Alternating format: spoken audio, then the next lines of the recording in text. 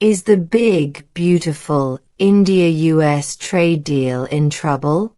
Is the big, beautiful India-US trade deal slipping out of reach? With just days to go before a July 9 deadline set by US President Donald Trump's administration, hopes of clinching an interim trade pact between Delhi and Washington remain alive, but increasingly entangled in hard bargaining.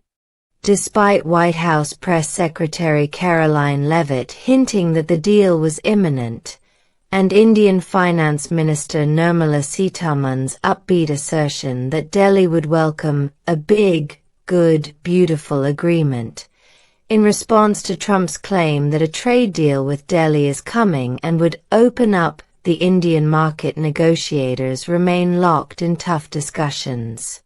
Key sticking points persist, particularly over agricultural access, auto components and tariffs on Indian steel. Indian trade officials have extended their stay in Washington for another round of talks, even as Delhi signals very big red lines on farm and dairy protections, and the US presses for wider market openings. The tone remains optimistic, but the window to strike a deal appears to be narrowing. Trump wants India to buy US corn, but here's why it probably won't. The next 7 days could determine whether India and the US settle for a limited mini deal or walk away from the negotiating table, at least for now, says Ajay Shrivastava, a former Indian trade official who runs Global Trade Research Initiative, GTRI, a Delhi-based think tank. That uncertainty hinges on a few key flashpoints, none more contentious than agriculture. There are two real challenges to concluding an initial agreement. First on the list is US access to the Indian market for basic agriculture products. India will need to protect its basic agriculture sector for economic and political reasons. Richard Rosso, who tracks India's economy at Washington Center for Strategic and International Studies, told the BBC.